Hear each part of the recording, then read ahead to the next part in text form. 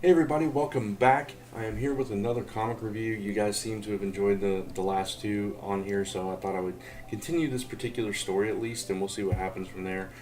See what other kind of books I decide to possibly cover over here. So this is Batman number 22, and it's The Button Part 3. You can check out links to the other two in the description below. The previous two parts of this, which was Batman 21 and Flash 21, and I'll be back next week with Flash 22. So, anyway, the story here is by Joshua Williamson and Tom King. Script is actually by Joshua Williamson, who writes Flash. So that's interesting. I don't recall who actually wrote the script for Batman 21. So, interesting here, given my nitpicks on the Flash issue. So we'll see what I think here. Jason Fabok is the artist, and Brad Anderson on colors. Darren Bennett on letters. So, this picks up, of course, right where Flash number 21 left off. And kudos to Joshua Williamson for doing this because he kind of reverses the scene. And where we saw Batman and Flash coming from behind, and you don't see Thomas Wayne at first, and they're reacting to where they are and everything.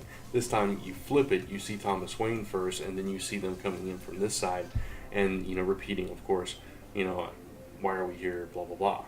So hats off to I keep saying hats off and I never take my hat off. Kudos to King and Williamson for attention to detail with that, because I thought that was just it's something that I needed to mention, because I thought that was really well done. So this issue, we see Batman and Flash interacting with Thomas Wayne, who is the Batman from Flashpoint, and they're trying to figure out why they were brought to Flashpoint and how Flashpoint even exists, because the way the time changed when the New 52 came into existence, Flashpoint should have disappeared. It shouldn't be there anymore. But Flash, Barry Allen, determines that somebody is holding it together for some reason. They don't know why.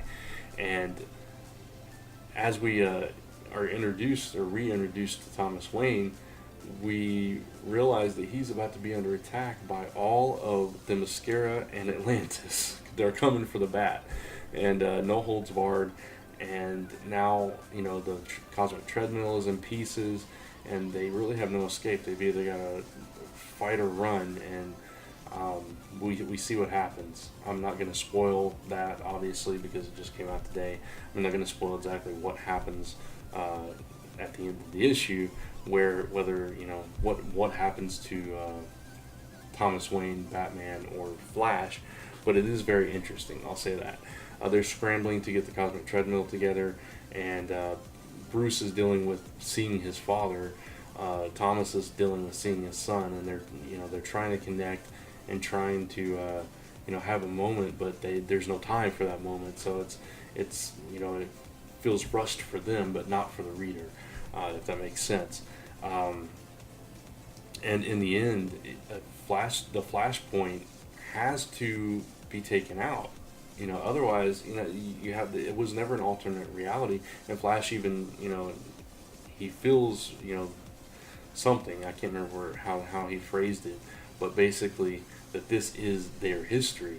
This is not an alternate reality or a different world. This is their history, but it shouldn't be here. And so something has to happen to it. Somebody has to let go and let Flashpoint disappear. And basically, they're wrapping up things. They're wrapping up the things that led to the New 52 and eventually Rebirth and all this stuff.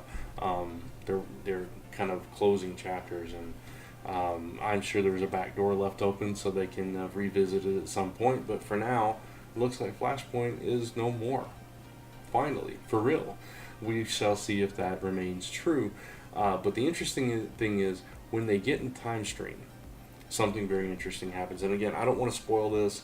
I gave a minor spoiler in the last two, but I reviewed them a little bit late. I don't want to do that with this one. Actually, I didn't. I think I reviewed them on the day. So I apologize for those spoilers. I'm not going to spoil this one because something very interesting happens within the time stream. And, it's Flash, so there's going to be time travel. There's going to be back and forth. And we don't exactly know why they're having to chase the button, basically. What this has to do with anything. We know, as the reader, what this all culminates in with Dr. Manhattan and the Watchmen and all that, but they have no idea what's going on, and it's very interesting seeing Batman and Flash having to team up. But Batman in this instance is the most vulnerable you'll see Batman, because he's basically broken. He's losing his father all over again, and he's not even thinking about any of this stuff, and Barry's having to take charge in Batman's book. So I thought that was very interesting. I thought this issue flowed a lot better than the Flash issue, so it's very interesting that Joshua Williamson wrote both. And this one was much more in Thomas Wayne's and Bruce Wayne's voice. So, again, kudos to Joshua Williamson. I think maybe it was just my preference, or maybe it was a misstep with the Flash issue. And the art, I prefer the art in this book. Jason Fabok, I've been a fan of his since Justice League. I think he's a fantastic artist. I love his line work. It's dynamic, it's bold, it's in your face, and, it's polished. Whereas the art over in Flash is a little bit sketchy for my taste, but I know a lot of people like that style. So, it comes down to personal taste and preference. But this issue I thought was fantastic. Not quite as good as the last issue of Batman, just because that issue was, the pacing of it, the drama was just on point. This one, there was drama, but in a different way, and it was, I don't know, there wasn't that pull like there was in that first issue. Both of these issues, I think they're lacking in that. But at the same time, they continue this thread, and they continue this mystery, which is something that I'm a big fan of, is mystery stories.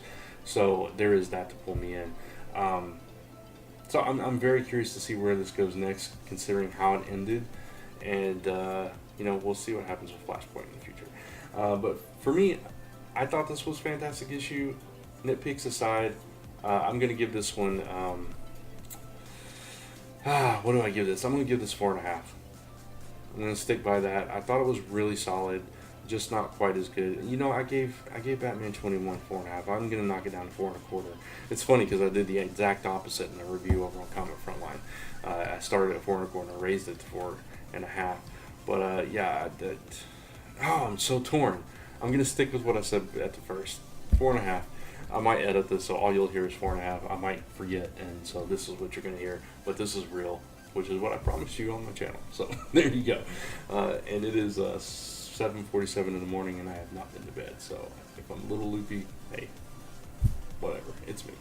So anyway, 4.5 stars for Batman issue 22, part 3 of the button. Hope you guys enjoyed this review. If you did, give it a thumbs up. And if you like this issue, or if you dislike this issue, or you disagree with me, you agree with me, whatever, leave a comment below. I'd love to hear your thoughts on it. And if you haven't subscribed to my channel yet, please do so. Hit that subscribe button, and you'll get all my videos in your feed. I don't bombard you. You guys see I do 2, maybe 3 videos a week at the present time. That could change at any point, but you can definitely look forward to Monday Musings every single Monday. I've gone 15 weeks straight now. I don't plan on stopping that anytime soon. So I hope you guys are enjoying that. And of course, you can follow me on Twitter, friend me on Facebook, and you can follow Last Ember Press on all those, as well as Instagram. You can find me on lastemberpress.com, zone4podcast.com, comicfrontline.com, and youtube.com/whatthecard, and of course right here on my channel. So thank you guys for watching, and I'll see you in the next video. Be good.